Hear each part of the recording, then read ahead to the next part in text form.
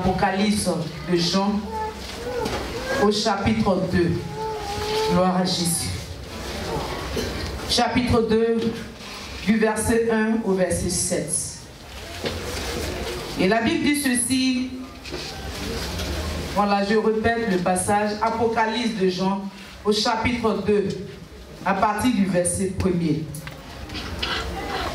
La Bible dit ceci. Écrit à l'ange d'Éphèse, voici ce que dit celui qui tient les 7 étoiles dans sa main droite, celui qui marche au milieu des 7 chandeliers d'or. Je connais tes œuvres, ton travail et ta persévérance. Je sais que tu ne peux supporter les méchants, que tu as éprouvé ceux qui se disent apôtres et qui ne le sont pas, et que tu les as trouvés menteurs, que tu as de la persévérance, que tu as souffert à cause de mon nom, et que tu ne t'en es point lassé. Mais ce que j'ai contre toi, c'est que tu as abandonné ton premier amour. Souviens-toi donc d'où tu es tombé. Repends-toi et pratique tes premières œuvres. Sinon, je viendrai à toi et j'ôterai ton chandelier de sa place, à moins que tu ne te repentes.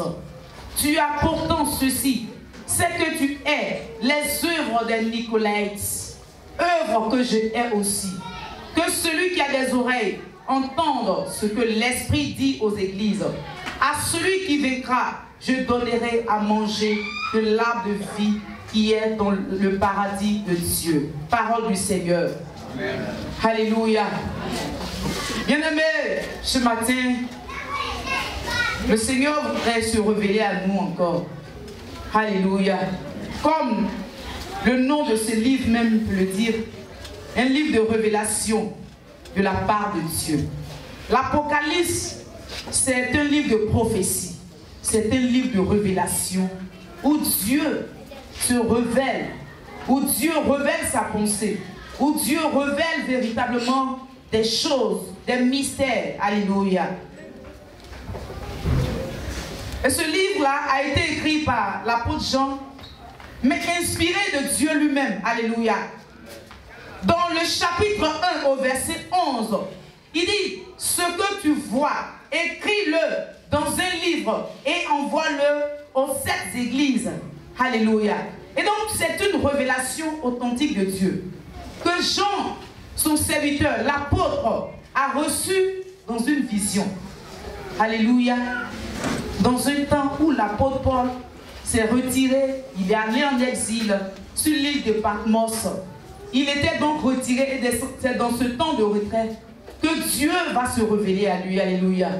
Parfois, bien-aimé, Église du Seigneur, il est bon de se retirer. Il est bon véritablement d'être dans une intimité. Il est bon d'être dans l'intimité de Dieu. Alléluia.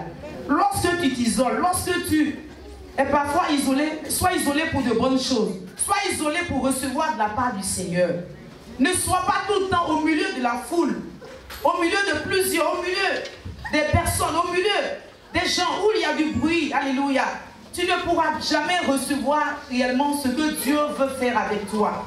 Si tu conformes ta vie avec celle des autres. Alléluia. C'est pourquoi il est bon parfois de s'isoler et de véritablement se remettre dans la présence de Dieu pour recevoir de Dieu. Alléluia. Bien-aimé, et c'est ce qu'a fait l'apôtre Paul. Il est allé en exil sous un temps de persécution, mais véritablement, cet exil-là lui a fait du bien. Alléluia.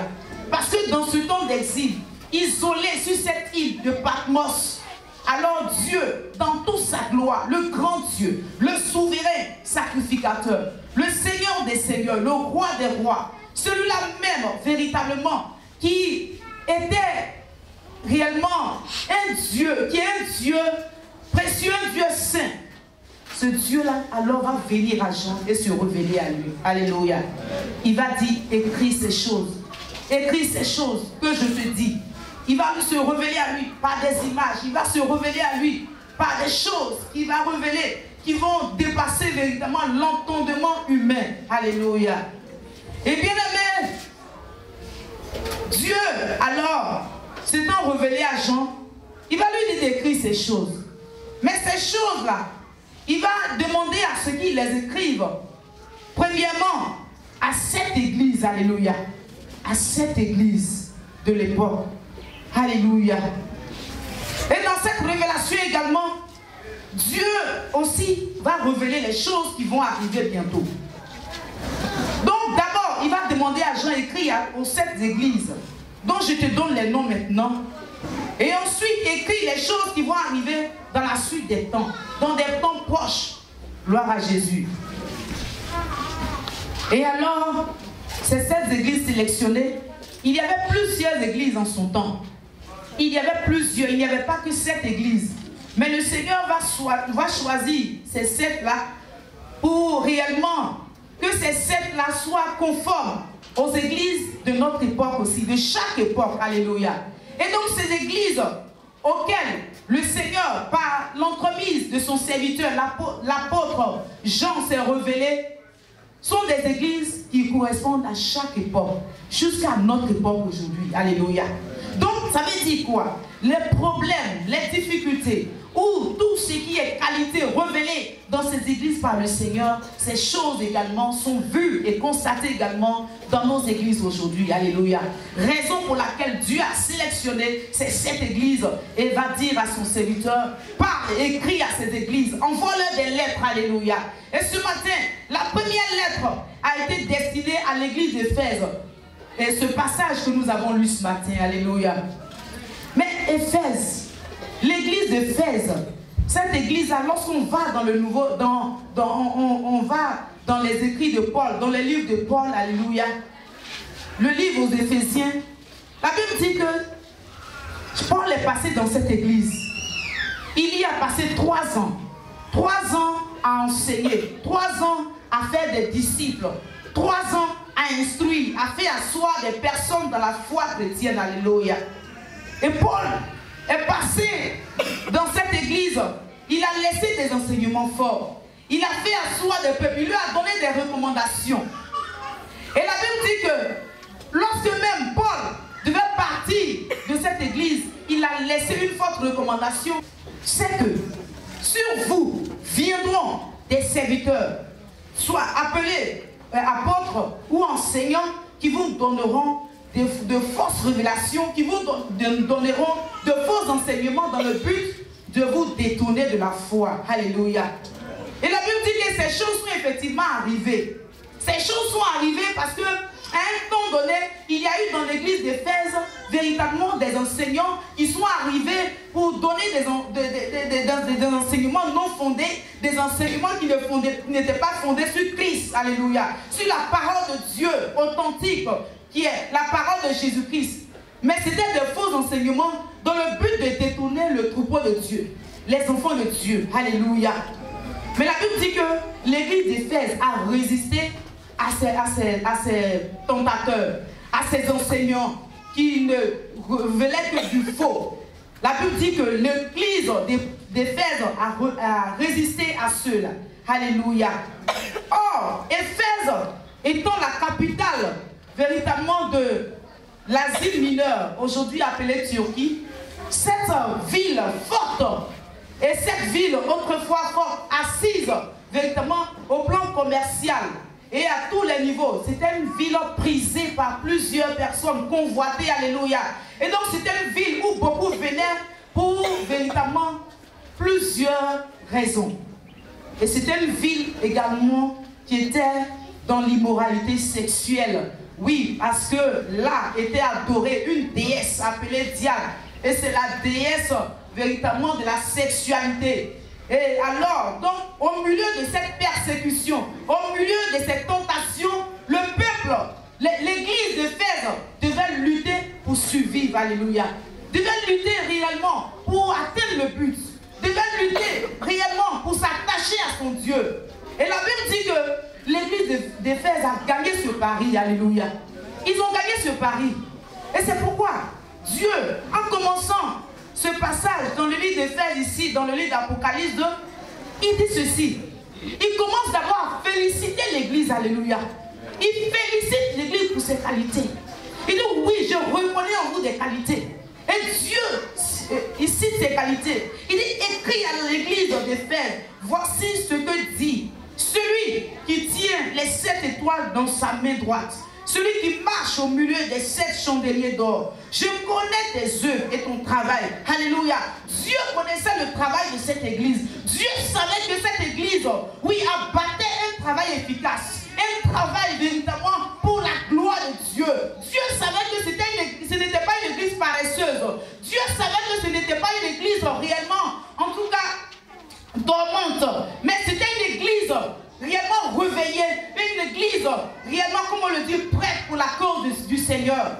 Et donc, qui abattait un travail, qui travaillait d'arrache-pied, qui travaillait nuit et jour, qui travaillait pour que l'œuvre de Dieu aille de l'avant, pour que l'œuvre de Dieu connaisse la stabilité, pour que l'œuvre de Dieu connaisse le succès, pour que l'œuvre de Dieu connaisse le progrès, pour que l'église du Seigneur même ait un bon témoignage aux yeux de ceux qui ne connaissaient pas Dieu. Parce que si véritablement ceux-là ne travaillaient pas, les gens diront, oui, vous connaissez Dieu, vous dites que vous marchez avec Dieu, mais regardez votre église, alléluia.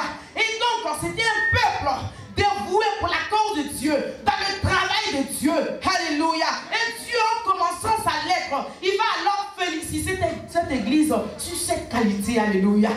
Ce matin, je veux dire que l'église MCC également a certainement cette qualité. Alléluia. Et Dieu voudrait t'en féliciter. Dieu voudrait t'en féliciter ce matin. Est-ce que tu peux acclamer le Seigneur?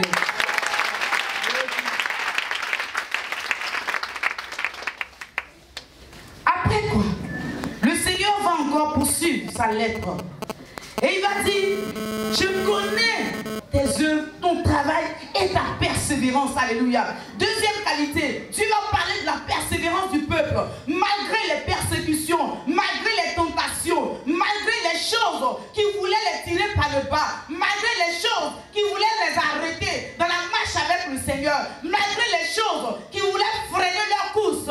Oui, malgré tout ce que le monde et sa séduction leur présentaient, malgré tout ce que cette société, oui, réellement assise dans l'immoralité, dans l'immoralité sexuelle, dans les vices, dans les dépravations, malgré tout ce que cette société a voulu offrir à cette église, mais cette église s'en est détournée et s'est attachée à la cause du Seigneur, a regardé au but qu'est Jésus-Christ pour dire que je ne regarderai plus en arrière, mais j'ai mis la vie à la charrue, j'irai jusqu'au bout, alléluia. Et donc c'était une église, oui, déterminée à aller jusqu'au bout, alléluia. La persévérance. Ce matin, je voudrais aussi dire que cette deuxième qualité, je crois et je sais et je vois que l'église MCC la possède, alléluia. Et qu'il y a des hommes et des femmes ici, des jeunes ici, réellement dévoués pour la cause du Seigneur désormais, qui ne sont pas prêts à regarder en arrière, qui ne sont pas prêts réellement à abandonner ce que le Seigneur leur offre pour des choses viles, alléluia, mais qui sont déterminés à aller jusqu'au bout avec le Seigneur, alléluia. Après la persévérance, il dit, je sais que tu ne peux supporter les méchants. Oh oui, il y avait des méchants, il y avait beaucoup de choses, des personnes qui commettaient des choses réellement honteuses, des choses qui ne glorifiaient pas Dieu, des choses réellement abominables. Mais la Bible dit que cette église dévouée pour la cause de Christ, cette église qui a décidé de se mettre à part pour le Seigneur, d'être désormais un sacerdoce royal, une race élue, cette église-là, oui, était prête également à se détourner du mal et avait en horreur le mal, alléluia. Bien aimé, tout ce qui était vilain, l'église d'Éphèse refusait cela. L'église d'Éphèse refusait que de vilaines choses entrent en son sein.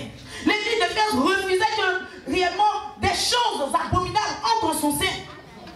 Que les gens viennent pour entacher son témoignage. Alléluia. Oui, certainement. Beaucoup de choses veulent entacher le témoignage de l'église du Seigneur. Ici, dans cette église. Mais à cause de votre résistance, oui, l'église d'Éphèse a résisté au mal. N'a pas voulu que le mal entre en son sein, entre dans sa vie, alléluia. Les chrétiens d'Éphèse ont refusé que le mal entre dans leur vie. Et alors, cette qualité, le Seigneur la loue également dans leur vie. Alléluia. Il dit que tu as éprouvé ceux qui se disent apôtres et qui ne le sont pas. et que tu les as trouvés menteurs. Alléluia. Oui, le Seigneur également se réjouit de la qualité qu'avait cette église également. Cette qualité qui leur donnait d'examiner chaque écriture, d'examiner tout ce qu'on leur dit. On leur dit tant, ils examinent. Un prophète vient, il se dit prophète. Quand il parle, il s'appuie sur la parole de Dieu. Alléluia. Ils vont dans la parole, ils disent, est-ce que ce qu'il a dit est dans la parole? Ils vont, ils prennent appui sur la parole. C'était un peuple réellement, en tout cas, ouvert d'esprit sur la parole de Dieu. Pour comparer ce qu'on leur disait. Pour voir si ce n'était pas du faux ou c'était du vrai. Alléluia. Mais aujourd'hui, est-ce que c'est le cas pour l'église de MCC? Est-ce que des prophètes ne viennent pas te parler pour dire, oui, en plus de l'enseignement authentique que ton Père spirituel te donne ici, en plus de l'enseignement authentique que tu reçois dans cette église, est-ce que lorsque tu es chez toi, tu ne reçois pas la visite des prophètes et des prophétesses? Est-ce que tu ne reçois pas la visite de soi-disant apôtres qui disent que je viens prier avec ta maison? Je viens réellement pour donner des révélations sur ta maison. Regarde, si tu vis dans la pauvreté là, voici, ils vont orienter ton esprit ailleurs. Alléluia. Oh, ta pauvreté, c'est un temps de Dieu. Gloire à Jésus. Parce que de toute façon, Dieu n'a pas fait des projets de malheur pour ta vie. Mais la Bible déclare clairement dans le livre de Jérémie, 29, verset 11, il dit, je connais les projets que j'ai formés sur ta vie, projets de paix et non de malheur, afin de te donner de l'avenir et de l'espérance. Et quand tu sais cela, aucun prophète ne peut te séduire, aucune prophétesse ne peut te séduire. Oui, un soi-disant serviteur ne peut pas passer, un serviteur ambulant, comme je les appelle, des serviteurs vagabonds, ceux qui se promènent, qui se disent serviteurs et qui ne le sont pas en réalité, qui ont un faux témoignage et qui font qu'aujourd'hui on jette même le discrédit sur les bons serviteurs.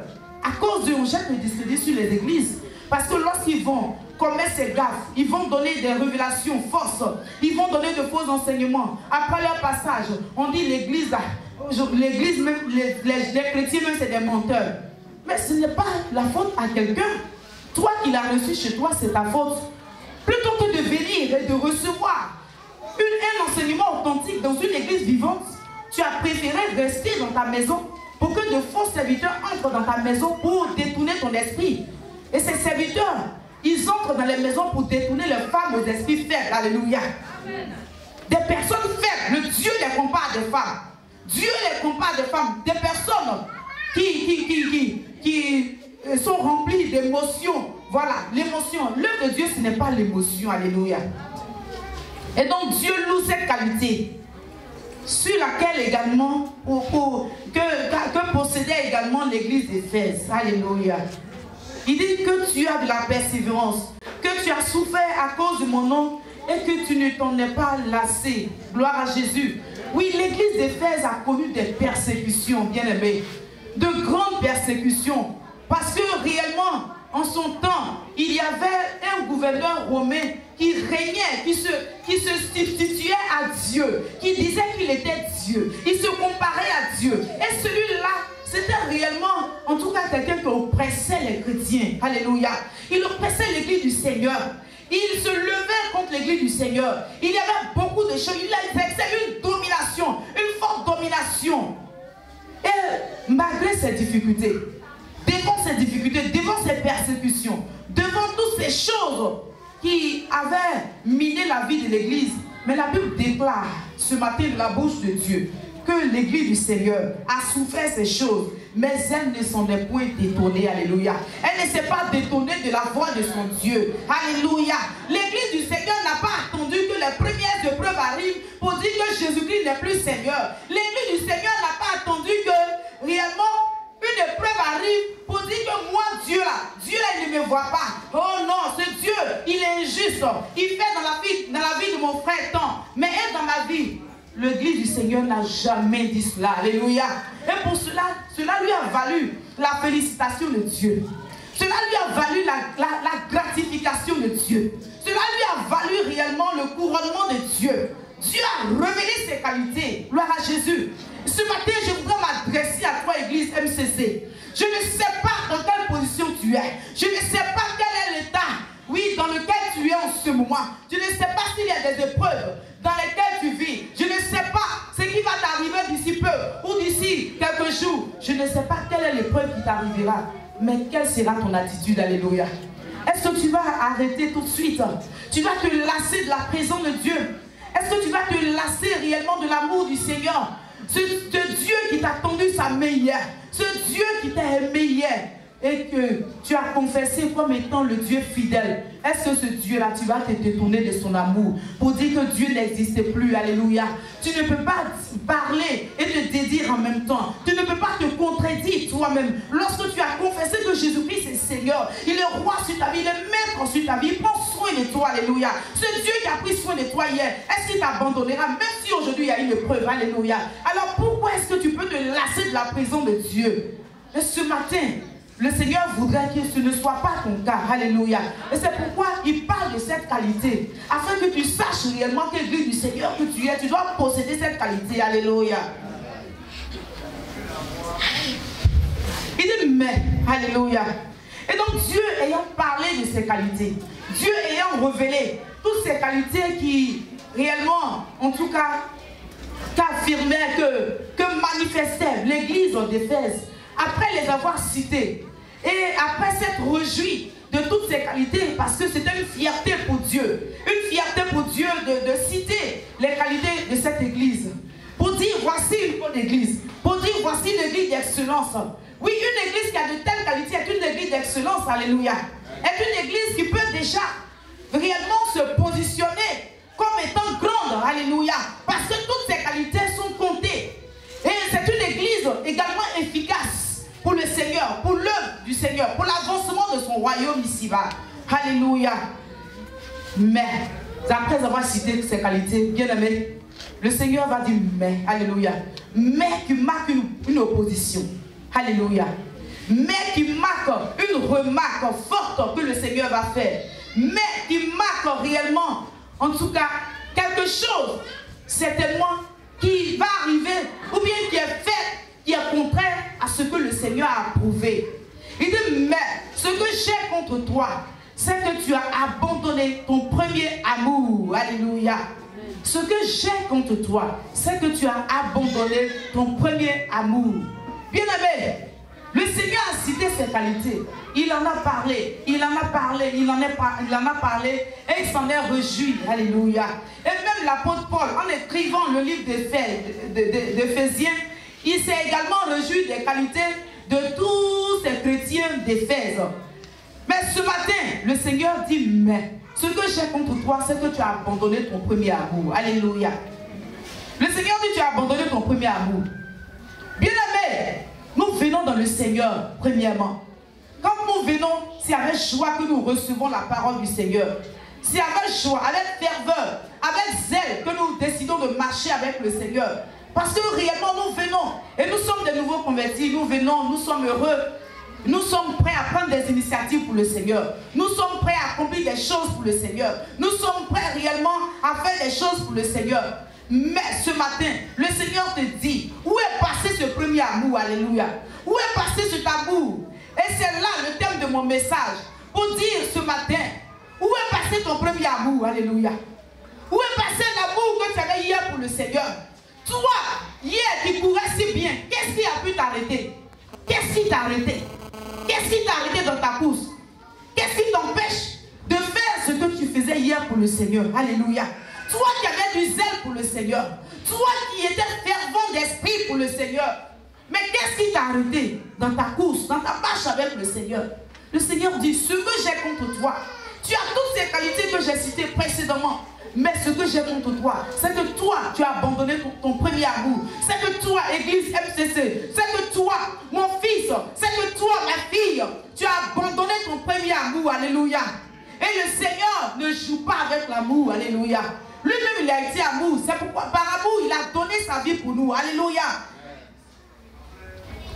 Donc, l'amour est un fondement, est important dans la marche avec le Seigneur.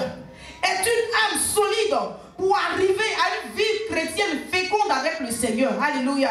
Lorsque nous n'avons plus cette âme en nous, lorsque nous n'avons plus cette force en nous, alors nous sommes affaiblis, quel que soit ce que nous pouvons faire. Gloire à Jésus. La Bible dit que l'église d'Éphèse, cette église qui avait ses qualités, continuait à faire les œuvres qu'elle faisait, c'est-à-dire donner à l'église, venir faire panier de la ménagère, donner des offrandes, donner des dîmes, venir faire quoi encore?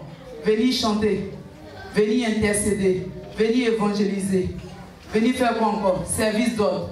Oui, mais lorsqu'il le faisait, c'était sur la base de la fausseté désormais. C'était de la fausseté. Il n'affirmait plus l'authenticité de la foi qu'ils avaient hier. Mais c'était de la fausseté. Il le faisait parce que certainement le pasteur a dit, si je ne vais pas chanter, il va dire aujourd'hui pourquoi je n'ai pas chanté.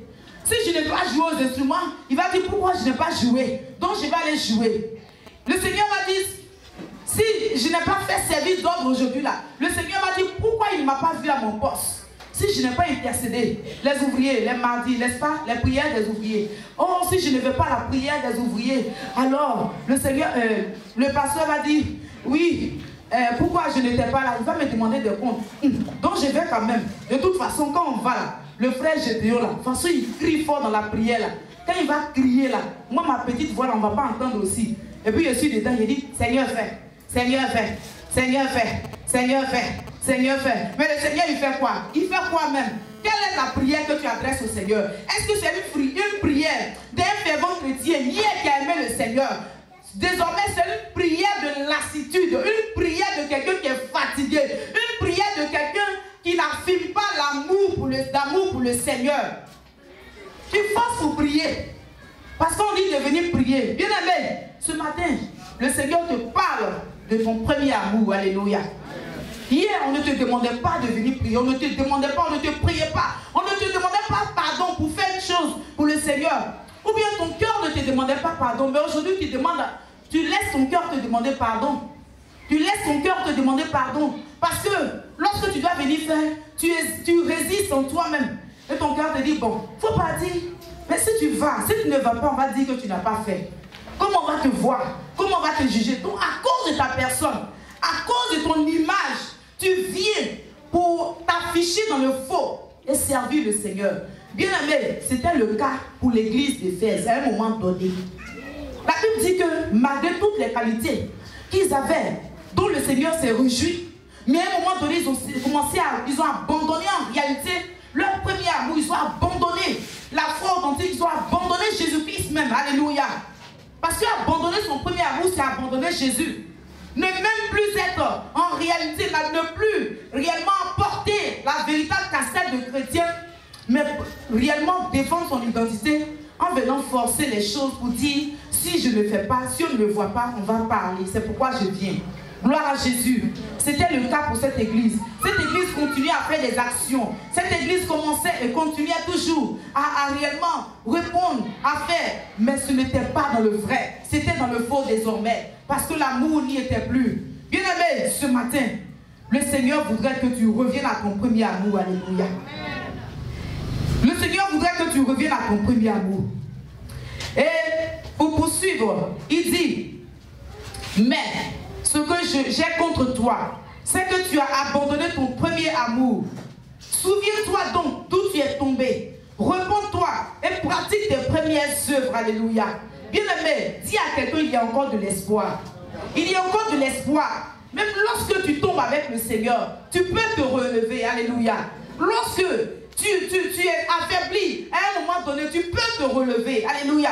Oui, on reconnaît des femmes de qualité, des femmes de distinction, ou des hommes de qualité ou de distinction. Pas lorsqu'ils pêchent et puis ils demeurent dans le péché. Pas lorsqu'ils tombent et puis ils restent dans le péché.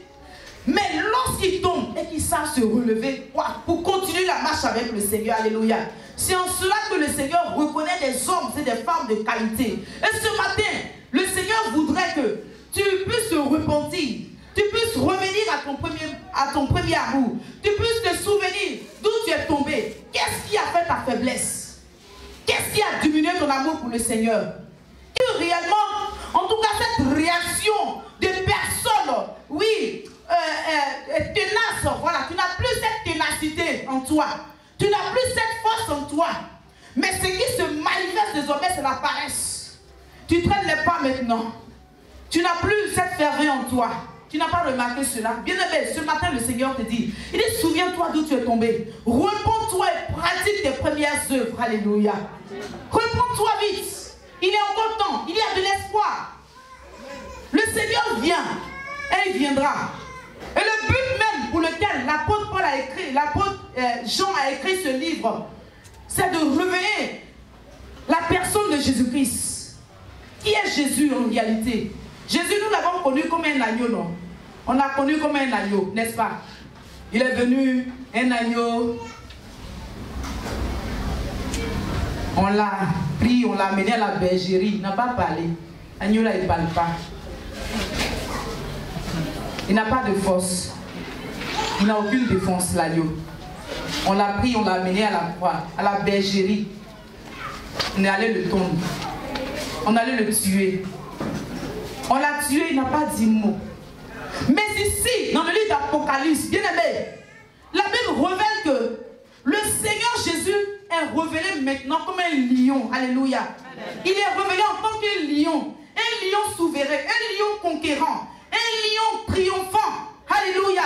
Celui-là qui va venir, qui va rugir et qui va réellement rugir contre ses ennemis, comme ceux qui ont rejeté sa parole, comme ceux qui l'ont rejeté, contre ceux-là qui l'ont abandonné, qui va juger des nations.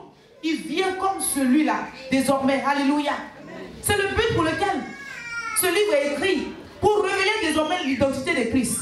Christ n'est plus l'agneau qu'on a connu, qui est venu, qui était sans défense, qu'on pouvait tuer facilement. Mais celui-là, il vient cette fois-ci pour dominer. Il vient cette fois-ci pour prendre ce qui est à lui. Il vient prendre son église avec lui. Ceux qui étaient fidèles avec lui, il les prend avec lui. Alléluia. Et donc, il écrit ce livre ce matin. Il écrit ce livre que nous lisons ce matin pour réellement se révéler en réalité. Pour révéler son identité. Bien aimé, donc ce matin, je veux te dire quoi? Le Seigneur t'interpellant à te repentir de ta position d'abandon, de ta position de manque d'amour.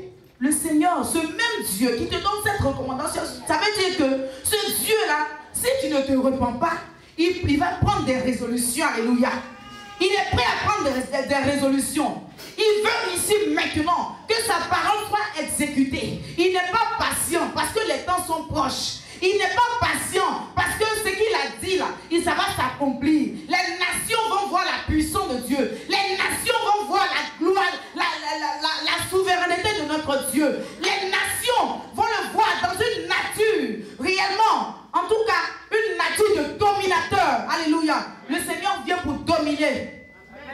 Et donc, quand un dominateur te donne un ordre, quand il te donne une instruction, tu fais quoi? Pour échapper au danger, tu fais quoi? Tu obéis vite, vite, vite. Alléluia. Il n'est plus dans l'affaire. Mon fils, réponds-toi. J'ai encore du temps. Mon fils, réponds-toi. Je suis le Dieu. Lent la colère, riche en bonté. Il n'a plus ce temps. Ici, il n'y a plus de temps. Alléluia. Il n'y a plus de temps. Dis à ton voisin, il n'y a plus de temps. Réponds-toi vite.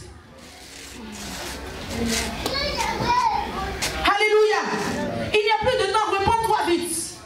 Le temps court. Le temps est pressé. Dieu, son temps arrive, son temps est là. Alléluia. Et en parlant ce matin, en révélant ce matin, ce côté qui fait la faiblesse de l'église d'Éphèse, qui révèle à nous tous la faiblesse de chacun de nous. Alléluia. En tant que chrétiens qui avons abandonné notre premier amour, au départ, nous étions engagés, nous étions réellement zélés, nous aimions le Seigneur, à tel point que personne ne pouvait nous arrêter. Mais depuis un moment, on a commencé à marcher, on a commencé à traîner les pas. Au départ, on était comme des personnes à une vitesse supérieure, comme ça. Et aujourd'hui, maintenant,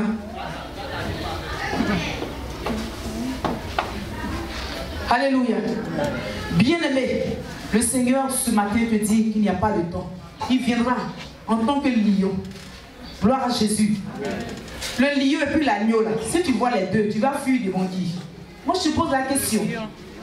Entre le lion et puis l'agneau, vrai, si tu vois les deux animaux là, tu vas fuir devant qui? Voilà, donc quand tu sais que tu dois fuir devant le lion, ça veut dire que le lion est dangereux. Le lion, il rugit, le lion, il dévore. Le lion, il dévore. Quand il voit comme ça, il dévore. Il n'a pas le temps. Alléluia.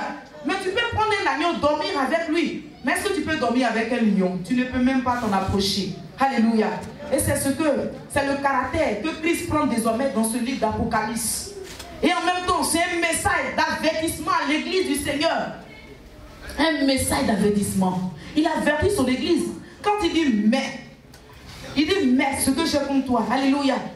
C'est un message d'avertissement.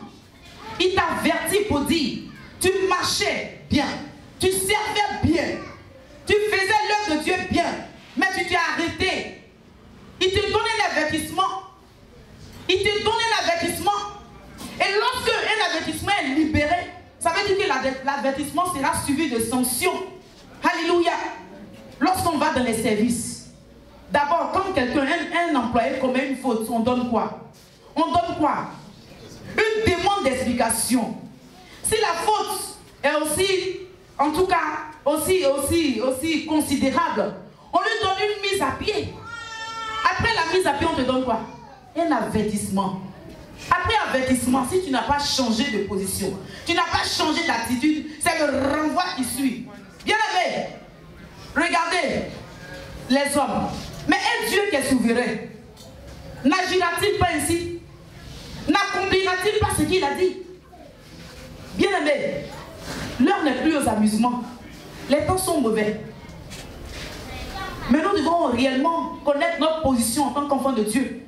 Nous devons savoir à quelle étape nous sommes avec le Seigneur. Nous devons savoir que réellement nous ne sommes plus à l'étape de l'amusement, où le Seigneur nous cajolait, où le Seigneur réellement, il prenait le temps de nous parler, de nous parler, de nous parler, de nous parler. Mais c'est un temps de décision qui est arrivé, un temps d'action qui est arrivé, parce que notre Dieu était un Dieu de puissance et d'action. Alléluia.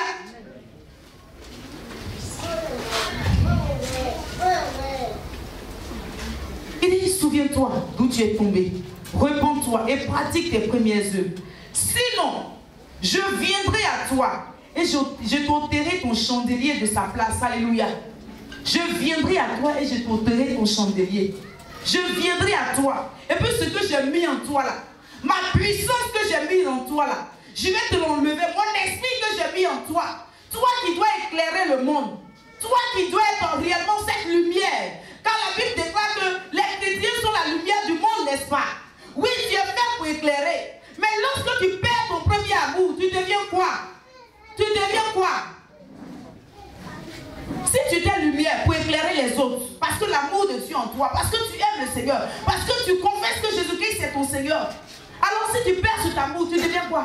Tu n'es plus lumière. Tu as perdu la lumière. Tu as perdu l'authenticité de cette lumière. Et donc tu n'es plus lumière. Et donc le Seigneur dit que, il dit, si tu ne te repens pas, je viendrai en toi. Et puis ce que j'ai mis en toi, je vais enlever. Ceux qui se disent, le Seigneur là, il ne se repent pas de ses dons. Il ne se repent pas de ses dons. Il faut chanter, il ne se repent pas. Il ne se repent pas de ses dons. Le Seigneur te dit clairement ici, ce n'est pas moi qui le dis. Le Seigneur te dit clairement ici que si tu ne prends garde à ta position actuelle, si tu ne prends garde à ta lassitude, si tu ne prends garde réellement à ton manque d'amour, je viendrai et j'arracherai ce que je t'ai donné. Je l'ai arraché. Moi, Dieu, c'est moi qui t'ai donné. Je reprendrai. Je reprendrai. Parce que j'ai de l'autorité. Parce que c'est moi qui t'ai donné. Avec ma puissance. Et donc, j'arracherai cette puissance. Alléluia. Et ce matin, le Seigneur est clair. Le Seigneur n'est pas dans les négociations ce matin. Il est dans les résolutions. Tu joues avec le don que Dieu t'a donné. Tu joues avec le talent que Dieu t'a donné. Parce que, non, bon, je ne sais pas pour quelle raison même tu peux perdre l'amour du Seigneur. Parce que tu es confronté à des difficultés. Quelles difficultés qui peuvent au-delà de ta force. Alléluia. Il n'y a pas de preuve que le Seigneur puisse mettre qui soit au-delà de ta force. Gloire à Jésus. Toutes les épreuves que le Seigneur te donnera, c'est que tu pourras, par son esprit, les surmonter. Alléluia. Je ne sais pas ce qui peut t'arrêter encore. Est-ce que ce sont les frustrations? Non, ma frustrée. Donc mon amour pour le Seigneur diminue. Moi j'arrête, je ne fais plus. Bon, je vais comme ça malgré moi. Je vais malgré moi. Je vais malgré moi. Il faut venir malgré toi. Le Seigneur aussi malgré lui va t'arracher ce qui est en toi. Et tu seras vide. Ton flocon là, c'est ce qui va marcher. Tu vas parler devant un démon. Le démon va te dominer. Il va te faire comme les fils dans le livre de l'apôtre, dans le livre des Éphésiens même. Voilà, ceux-là qui disent, je connais Jésus. Ils disent, je connais Jésus. Ils disent, Jésus est Seigneur. Et Paul prêche. Et puis les esprits l'ont dit quoi? Parce que Paul prêchait l'évangile, ils ont vu que Dieu utilisait Paul, alors eux aussi ils vont se lever, ils vont vouloir aussi faire comme Paul. Ils ne savent pas sur quelle puissance Paul est assis. Ils ne savent pas le degré d'amour de Paul pour son Dieu. Malgré les persécutions, malgré qu'on le frappait, malgré tout ce qu'on lui faisait de mal, mais Paul était toujours attaché à l'amour de Dieu. Alléluia. Il a été cet apôtre-là qui a implanté plusieurs églises, qui a fait plusieurs voyages missionnaires. Mais ceux-là, ils voulaient se comparer à lui, ne connaissant pas, ignorant la force qui était en lui. Ils se sont levés, ils disent, nous aussi on va aller faire comme lui. Ils sont partis dans une maison, ils disent, esprit impur, je te dis que Jésus est Seigneur. Et Paul prêche. L'esprit impur dit, je connais Jésus et je sais qui est Paul. Mais vous, qui êtes-vous? L'esprit impur s'est rendu maître d'eux. Il les a frappés, il les a mis nus et ils sont sortis nus. Alléluia. Bien aimé, je ne sais pas ce matin ce qui peut t'arrêter toi. Je ne sais pas. Est-ce que ce sont les frustrations? Est-ce que ce sont ces choses, ces petites choses qui peuvent t'arracher l'amour de Dieu pour t'empêcher réellement de demeurer attaché toujours au Seigneur et de toujours avoir en lui, en toi du moins sa force? Alléluia. Mais ce matin, le Seigneur te dit, réponds-toi. Car il viendra à toi, sinon, il dit, sinon je viendrai à toi et je t'enlèverai mon chandelier. Gloire à Jésus. À moins que tu ne te répondes. Et donc, si tu te réponds ce matin, bien aimé, tu reprendras ta position. Si tu te réponds, oui, tu reprendras ta position. Quand la Bible dit, il dit dans Jérémie, il dit, je parle, il dit soudain, je décide de parler sur une nation. Je décide de parler sur une nation, de la détruire, de la ruiner, de la battre. Mais si cette nation se repent de ses mauvaises voies et qu'elle revient à moi, moi l'Éternel, je me repens également de la destruction que j'ai décidé d'envoyer sur elle. Mais si cette nation ne se repent pas, alors je la détruirai. Bien aimé, ce matin, si tu entends la parole du Seigneur, reconsidère tes voies tout simplement. Reconsidère ta position. Reviens au Seigneur. Reviens à son amour. Alléluia. Le Seigneur n'a pas changé. Celui qui t'a aimé hier, lui n'a pas changé. Pourquoi toi tu peux changer? Pourquoi tu peux changer? Le Seigneur, son amour ne vacille pas. Son amour ne change pas. Le même amour qu'il a eu pour hier, c'est le même amour jusqu'à aujourd'hui. Jusqu'à ce que toi-même tu décides de sortir de la présence de Dieu par ton comportement. Jusqu'à ce que tu décides de sortir de la gloire de Dieu par ta façon de faire. Alléluia. Il dit, tu as pourtant ceci. C'est que tu es les œuvres des Nicolaïtes, œuvres que je hais aussi. Alléluia. Oui, il dit, tu as pourtant ceci. Il dit, pourtant en toi là, toi tu ne négocies pas avec le péché. Tu es intransigeant sur le péché. Ça dit, tu es ferme. Tout ce qui est péché là, tu ne négocies pas avec. Parce que les Nicolaïtes, c'était des personnes qui étaient dans la maison de Dieu. C'était des chrétiens. Mais eux là, comment on appelle ça? Ils négociaient, ça dit qu'ils justifiaient leur péché. Pour pouvoir vivre une vie honteuse, pour pouvoir, dans leur vie honteuse, là, ils justifiaient toujours leur péché. Pour dire non, c'est parce que, bon, je n'ai pas à manger que je suis parti chercher garçon. C'est parce qu'il n'y a personne pour payer ma maison. C'est parce que je n'ai pas de travail que j'ai fait cela. C'est parce que c'est sur cela. Donc les Nicolaïtes, ce sont des personnes qui étaient effectivement des chrétiens qui étaient dans la maison de Dieu, mais qui justifiaient leurs actes, qui justifiaient leurs péchés, qui voulaient en même temps être dans la foi, en même temps vivre véritablement cette vie qui déshonorait Dieu. Alléluia, cette vie honteuse. Mais la Bible dit que le Seigneur dit, il dit à l'église d'Éphèse, il dit, je sais, il dit, et pourtant, tu hais les œuvres des Nicolaïtes. Moi aussi, je les hais. Parce que moi, Dieu, je n'aime pas qu'on justifie le péché avec moi. Tu as péché, point. Il faut reconnaître et puis te repentir, c'est tout. Alléluia. Il n'y a pas de négociation, il n'y a pas de justification. On ne justifie pas son péché devant Dieu. Moi, Dieu, de la même façon, je suis ferme sur les choses du péché, sur le péché. Toi aussi, toi, église d'Éphèse, tu es aussi ferme. Alors, pourquoi tu t'arrêtes? Alléluia. Gloire à Jésus. Il dit que celui qui a des oreilles entende ce que l'Esprit dit aux églises. à celui qui vaincra, je donnerai à manger de l'arbre de vie qui est dans le paradis de Dieu. Gloire à Jésus. Il dit que celui qui a les oreilles entende ce que l'Esprit dit aux églises. Ce matin, est-ce qu'il y a quelqu'un qui est disposé à réellement changer de voie? Est-ce qu'il y a quelqu'un qui est prêt à changer de voie? Gloire à Jésus. Je ne te connais pas, Dieu seul te connaît. Mais ce matin, la seule chose que Dieu te dit, c'est de changer de position devant de lui. C'est de changer ta façon de marcher. C'est de revoir ton amour pour lui. C'est de revoir ton degré d'amour pour lui. C'est de revoir réellement la considération de son œuvre. C'est de revoir comment tu considères ces choses. Alléluia. Et il dit que celui qui a des oreilles entende. Alléluia. Que celui ce matin qui a des oreilles entende et qu'il mette en pratique cette parole de Dieu. Et il verra que Dieu aussi reviendra à lui. Il verra que Dieu aussi reviendra à lui. Et Dieu accomplira à nouveau les mêmes choses que tu faisais hier, où on disait, oui, la sœur là, vraiment, il est engagé avec le Seigneur. Dieu l'utilise. Oui, ce frère, il est engagé avec le Seigneur. Dieu l'utilise. Parce qu'il y a des personnes que Dieu utilisait. Il y a des personnes que Dieu utilisait dans la prophétie même. Mais aujourd'hui, tu ne parles même plus en langue. Tu ne donnes plus de prophétie. Alléluia. Dans l'église du Seigneur, ton don est en train de s'éteindre. Alléluia. Il faut voir d'où tu es tombé. Et ce matin, si tu as des oreilles, entends ce que le Seigneur dit. Et reviens au Seigneur. Reviens à ton premier amour. Gloire à Jésus. Et il dit, à celui qui vaincra, je donnerai à manger de l'arbre de vie. L'arbre de vie, c'était ce arbre qui était dans le jardin d'Éden, avec l'arbre de la connaissance du mal et du bien. Ces arbres-là, le Seigneur, le Dieu, avait dit à l'homme de ne pas manger l'arbre de la connaissance du bien et du mal, n'est-ce pas? Et l'homme en a mangé. Adam et Ève en ont mangé. Et la Bible déclare que le péché est entré dans l'humanité par ce acte. Et Dieu les a chassés du jardin d'Éden. Mais ce matin, ce que le Seigneur te dit, Dieu les a chassés sans même qu'ils aient le temps de manger de l'arbre de la vie. Cet arbre-là, véritablement de la vie, qui devait leur procurer la vie éternelle, qui devait leur procurer la vie où il n'y a plus de mort. Alléluia. C'était là le plan de Dieu pour l'humanité, pour Adam et Ève. Mais voici que, ayant mangé, ayant réellement anticipé sur la volonté de Dieu et ayant mangé l'arbre de la connaissance du mal et du bien, alors Dieu va les précipiter.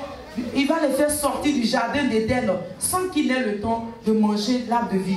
Mais aujourd'hui, Dieu, dans cette position glorieuse, il annonce à son Église, à tous ceux qui vaincront, tous ceux qui véritablement seront à une position privilégiée avec lui. Lorsque lui, Dieu, il viendra, oui, dans son paradis éternel, ces personnes-là, véritablement, connaîtront ce qu'on appelle la vie éternelle, en mangeant de l'arbre de la vie, alléluia. Ils seront la vie éternelle. Il veut te dire simplement que tu auras la vie éternelle désormais, la vie éternelle qui t'a promise. La mort n'est plus ton partage, alléluia. La mort n'est plus ton partage, parce que toi, tu n'es pas prédestiné à cela, mais ce que Dieu a décidé pour toi, qui est la vie éternelle, oui, à partir de son arbre de vie, oui, ce matin, parce que le mal a été vaincu, parce que Dieu domine, oui, il triomphe du mal. Ce matin, il va te donner la position, la possibilité d'entrer dans sa gloire et de réellement posséder cette vie. Alléluia, par l'arbre de la vie. Gloire à Jésus. Le Seigneur veut te donner la vie éternelle. C'est cela. Le Seigneur veut que tu sois avec lui. Le jour, il viendra. Le jour, il viendra pour prendre tes rachetés. Le jour, il viendra chercher son église. Le Seigneur veut que tu sois avec lui. Et là, tu auras véritablement cette vie éternelle. La mort ne sera plus pour toi. Alléluia. Bien-aimés, ce matin, le Seigneur voudrait que nous revenions à notre premier amour. Parce que l'amour est le moteur réellement d'une vie, d'une vie chrétienne féconde. C'est le moteur. Parce que s'il n'y a pas d'amour, tu ne peux même pas t'engager. C'est l'amour qui te pousse à t'engager réellement. Et puis on dit, ce frère, cette soeur, elle est engagée dans l'église. Alléluia. Si tu n'as pas d'amour, tu ne peux pas être engagé. Gloire à Jésus. L'amour est très important. Et même dans le livre de 1 Corinthiens 13, la Bible en parle en long et en large. La Bible dit que quand même je parlerai la langue des anges, si je n'ai pas l'amour, je suis comme une cymbale qui résonne. Alléluia. Je suis comme une cymbale. Si quand bien même je parlerai la langue des anges, quand bien même je parlerai en langue, quand bien même je ferai toutes sortes de choses, mais si je n'ai pas l'amour, si tout ce que je fais n'est pas motivé par l'amour, alors je suis comme une cymbale. C'est un instrument de musique. On n'a pas ça ici, hein, la cymbale. Voilà. Généralement, c'est avec le tam-tam. On joue le tam-tam. Bon. Donc, si je n'ai pas l'amour, je suis comme cet instrument. Je suis comme ce truc qui fait du bruit. Voilà. C'est ce que je suis. Et donc, l'amour est très important. L'amour est un élément important pour une église qui se veut efficace. L'amour pour Dieu. Et l'amour pour les autres également. Quand la Bible dit quoi? Tu aimeras ton Dieu de tout ton cœur, de toute ton âme et de toute ta pensée. Et tu aimeras ton prochain comme toi-même. Bien aimé, l'amour est très important pour une église qui se veut efficace, pour une église qui doit avancer, pour une église qui doit progresser, pour une église qui doit prospérer. Alléluia. L'amour est un moteur essentiel. L'amour est un fondement essentiel pour réellement, en tout cas, voir une église prospérer. Et ce matin, le Seigneur t'interpelle. Bien-aimé, toi qui as perdu ton premier amour, reviens au Seigneur. Parce que cela ne te sert à rien de résister. Puisque cela te refroidit, cela t'arrache ce que Dieu a mis en toi, que tu dois manifester pour la gloire de son nom. Ce matin, que Dieu nous bénisse. Revenons à notre premier amour. Revenons à Jésus-Christ. Revenons à son amour. Revenons à son église. Revenons à notre premier engagement pour le Seigneur. Revenons réellement à notre premier zèle pour le Seigneur. Revenons. Retrouvons des forces dans le Seigneur. Alléluia. Par l'amour du Seigneur. Que Dieu nous bénisse abondamment et que réellement ce message-là soit porteur dans nos vies. Alléluia.